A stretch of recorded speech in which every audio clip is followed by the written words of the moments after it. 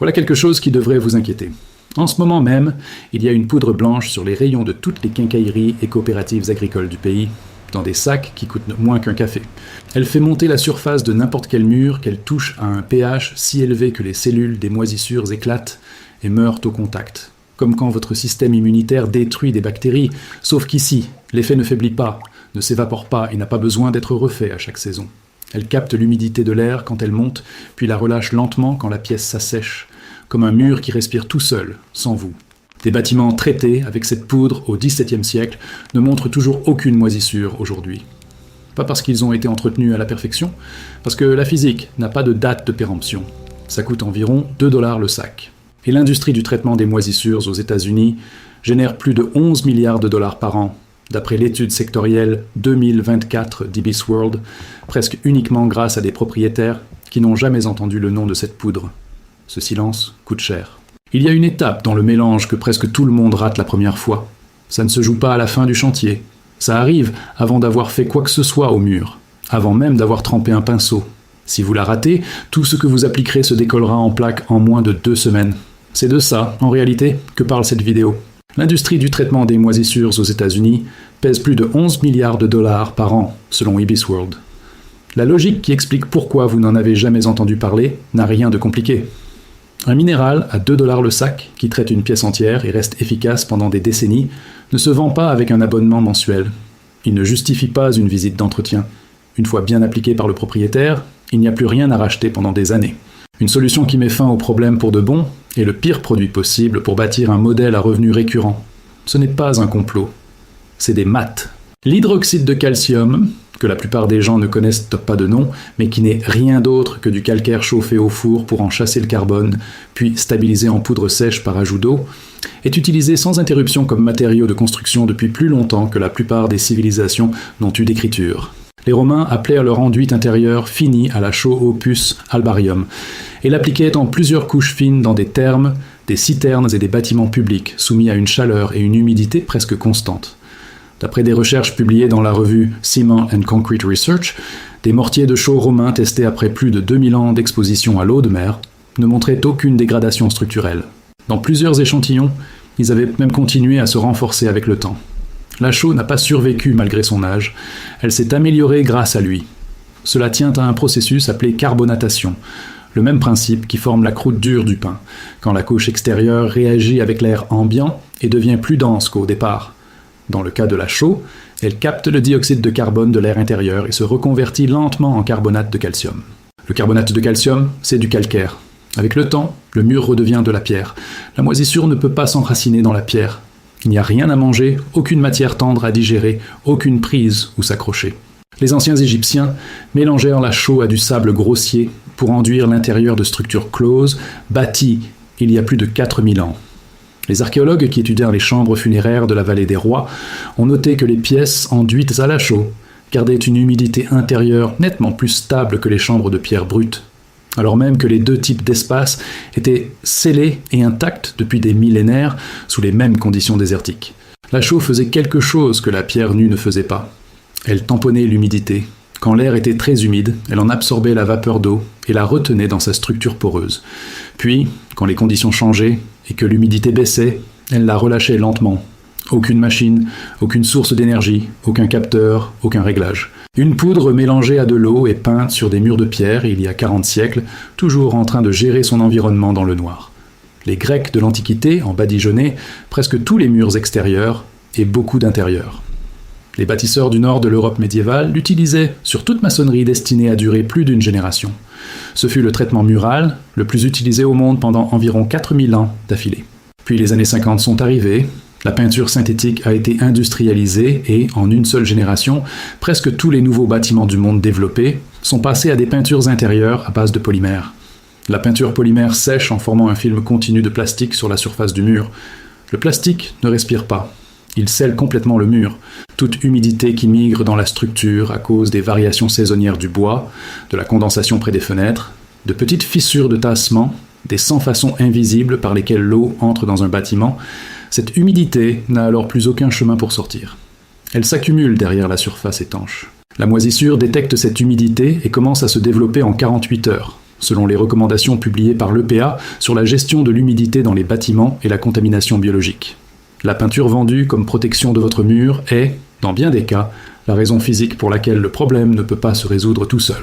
Florence Nightingale l'a constaté dans les années 1850. Elle relevait les taux de mortalité dans les hôpitaux militaires britanniques et a remarqué que les salles aux murs nus, enduits de chaux, bien ventilés, affichaient régulièrement moins de maladies infectieuses que celles dont les murs étaient recouverts de peinture ou de panneaux. La théorie des germes n'existait pas encore vraiment, mais elle avait des données, et elle mettait les murs en cause. Elle parle du rôle de l'enduit à la chaux dans l'hygiène hospitalière dans son livre de 1859, Notes on Nursing, et elle défend son usage pour des raisons de santé. Moins d'un siècle plus tard, les hôpitaux étaient surtout construits en parpaings de béton peint. Les taux de maladies qu'elle suivait sont remontés. Vous avez vu ça toute votre vie sans jamais faire le lien. Ce village méditerranéen blanc, où chaque mur semble taillé dans le même os, blanchi par le soleil. La cave de l'ancienne ferme où la moisissure n'est jamais venue, alors que les murs du sous-sol fraîchement aménagés, eux, en ont eu. Cette église en pierre debout depuis 500 ans dans un climat humide, pendant que le bâtiment au bardage vinyle derrière elle se couvre de taches noires en moins de 10 ans. Tout ça, c'est la chaux. Le savoir n'a jamais été enterré. On l'a juste rendu gênant. L'erreur se joue dès la première étape, pas la dernière. La première. Voilà ce qu'il vous faut, et je vais être franc sur chaque chiffre. Un sac de chaux éteintes, vendu en négoce de maçonnerie comme chaux type S, en quincaillerie comme chaux de maçon, ou en coopérative agricole simplement comme chaux hydratée, coûte entre 2 et 5 $ pour environ 50 livres. Un seul sac suffit à traiter au moins 2 fois les murs d'une grande pièce, avec du produit en plus. Il vous faut aussi un seau de 5 gallons, un bâton pour mélanger, et soit une large brosse, soit un rouleau pour surface rugueuse. Pour une pièce avec moisissure active que vous traitez avant la chaux, ajoutez une grande bouteille de vinaigre blanc, environ 2 $, et une petite boîte de bicarbonate de soude, à moins d'1 $. Si vous voulez teinter la chaux, les pigments de terre brute, poudre d'oxyde de fer, se trouvent chez la plupart des fournisseurs de maçonnerie pour quelques dollars le petit sachet, et toute couleur ajoutée devient permanente à mesure que la chaux se carbonate. C'est vraiment toute la liste. Et maintenant, la première étape où presque tout le monde se rate, et c'est un problème de patience, pas de compétence. Quand vous versez la chose hydratée dans l'eau du seau, vous ne l'utilisez pas le jour même, vous couvrez le seau et vous laissez reposer 24 heures complètes avant d'y retoucher. Cette phase s'appelle l'extinction, mais oubliez ce mot. Pensez à une infusion. Si vous retirez le sachet après 30 secondes, vous avez de l'eau tiède avec un vague goût, et aucun composé n'a eu le temps de passer dans le liquide. Pour la chaux, c'est pareil. Les particules ont besoin d'une journée entière pour se défaire à l'échelle microscopique et s'intégrer complètement à l'eau. Si vous sautez la tente et peignez le mur avec un mélange fraîchement fait, les particules pas totalement défaites n'adhéreront pas à la surface. Elles resteront dessus au lieu d'entrer dedans. Pendant 1 ou 2 semaines, le mur aura l'air normal. Puis il poudrera, puis il s'écaillera. Vous penserez que la méthode a échoué. Ce n'est pas elle qui a échoué. Il vous manquait 12 heures. Couvrez le seau. Posez-le dans un coin. Revenez demain. Après ce repos complet, visez une texture de lait léger. Pas de crème, pas de l'eau, du lait léger. Prenez-en une cuillerée et regardez comment ça coule au bout du bâton. Une nappe lisse et régulière. Vous êtes bon. Si ça file comme de l'eau, ajoutez un peu de chaux en poudre et remuez. Si ça tombe en gros paquets épais, ajoutez un petit trait d'eau. Ce jugement se fait à l'œil et au dos du bâton. Pas besoin de mesure. La texture vous le dit. Avant d'appliquer la chaux sur un mur où la moisissure est visible, occupez-vous de ce qui est déjà là. Mélangez environ une tasse de vinaigre blanc dans un grand seau d'eau tiède. Une petite rasade dans un seau plein suffit. Et frottez les zones touchées avec une brosse dure. Ne rincez pas le mur après. Laissez-le sécher avec le résidu de vinaigre en place. L'acidité aide à casser le système racinaire de la moisissure, qui pénètre dans la surface du mur comme les racines de l'herbe dans la terre. Quand le mur est complètement sec, saupoudrez légèrement les zones traitées de bicarbonate de soude sec. Le bicarbonate neutralise l'acide restant pour que la surface soit chimiquement équilibrée quand la chaux arrive. La chaux est fortement alcaline. L'appliquer sur une surface acide crée un conflit chimique dans le mur au lieu d'une liaison. L'étape du bicarbonate prend 30 secondes et évite totalement ce problème. Le contrôle le plus important avant de prendre la brosse. Posez la paume bien à plat contre le mur et gardez-la là 5 secondes pleines. Si le mur paraît plus frais que votre main, il reste de l'humidité dans le matériau. N'y allez pas. Revenez dans quelques heures et vérifiez de nouveau. Si la température du mur correspond à celle de votre paume, il est assez sec pour recevoir la chaux. Appliquer de la chaux sur un mur humide, c'est comme essayer de coller quelque chose sur une surface mouillée, rien n'accroche. Passez la première couche en longs gestes réguliers, du haut du mur vers le bas. Gardez-la fine. Si, en reculant, vous voyez encore la couleur du mur sous le blanc, l'épaisseur est bonne. Si vous ne voyez plus rien au travers, la couche est trop chargée. Une couche trop épaisse se fissure en durcissant, parce que la surface commence à se raidir au contact de l'air avant que la matière dessous ait fini sa réaction chimique. C'est la même chose quand une couche épaisse de caramel se fend. L'extérieur prend alors que l'intérieur bouge encore. Des couches fines évitent totalement ça. Laissez sécher la première couche jusqu'à ce qu'elle soit à température ambiante au toucher, puis passez la deuxième. Dans un sous-sol, une salle de bain ou toute pièce souvent humide, 3 couches, c'est la base. Dans une pièce intérieure plus sèche, traitée en prévention, 2 couches suffisent pour couvrir.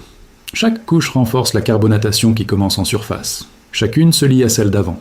Après 3 couches et quelques semaines avec une circulation d'air normale dans la pièce, vous verrez une surface plus dure qu'un mur fraîchement peint.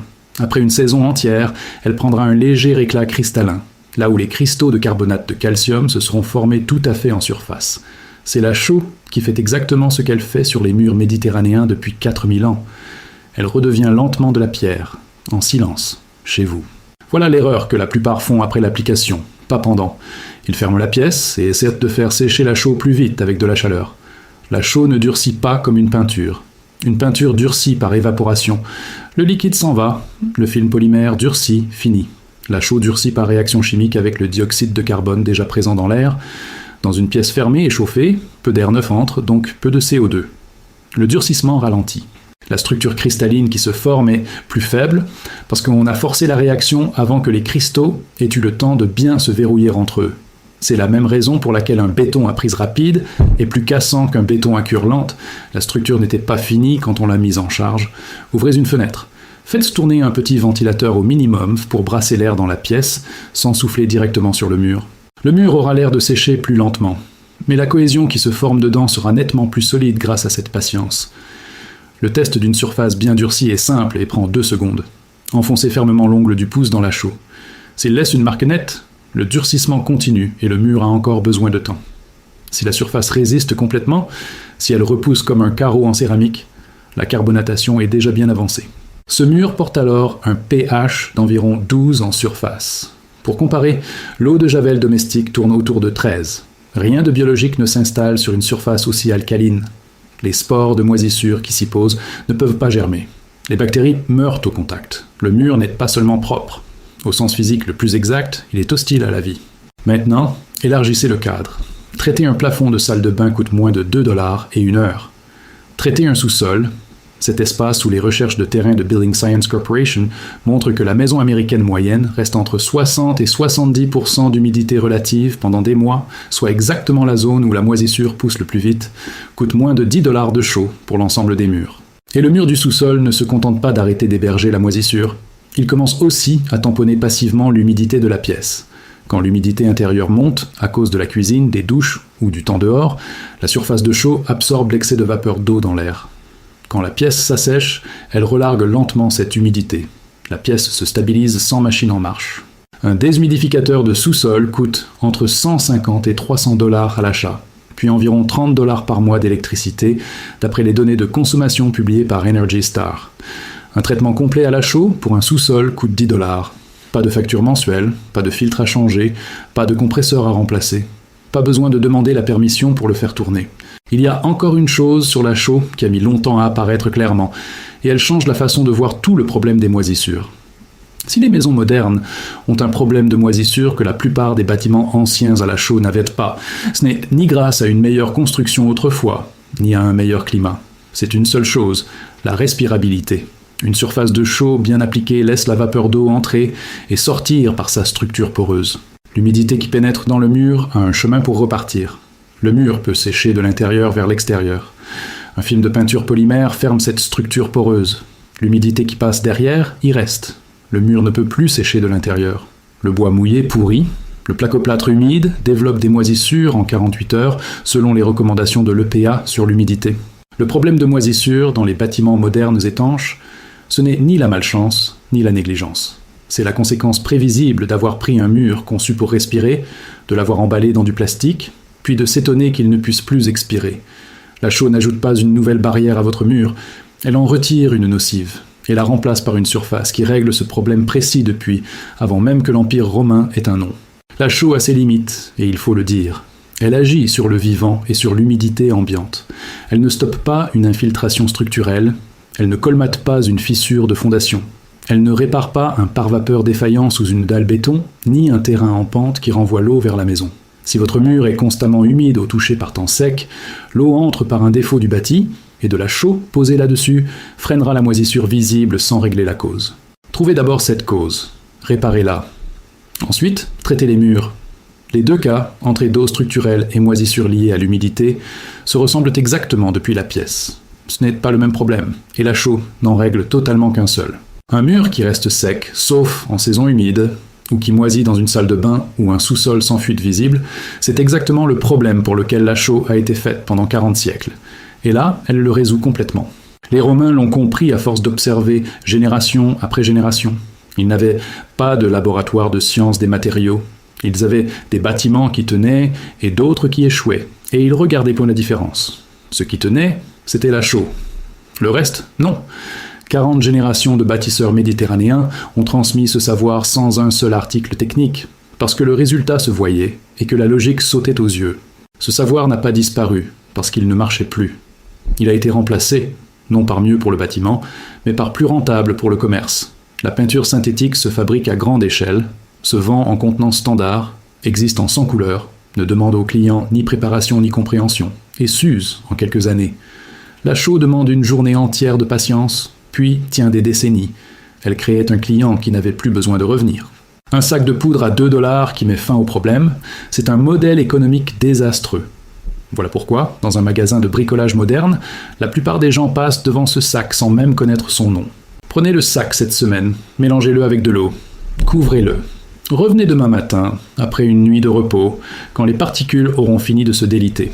Au matin, vous aurez un sceau d'un matériau qui règle ce problème précis depuis que les anciens Égyptiens scellaient leurs murs à la lueur des torches, depuis que Florence Nightingale voyait les salles d'hôpital rester propres quand les murs peints ne le restaient pas, depuis que chaque bâtiment aux murs blancs autour de la Méditerranée restait sain, non par chance, entretien ou argent, mais par la physique. La chimie n'a pas changé, la moisissure n'a pas changé, l'humidité n'a pas changé. Seul a changé le modèle économique fondé sur le fait de ne pas vous en parler. Le sac coûte 2 $. Le seau, vous l'avez déjà. Le mur attend.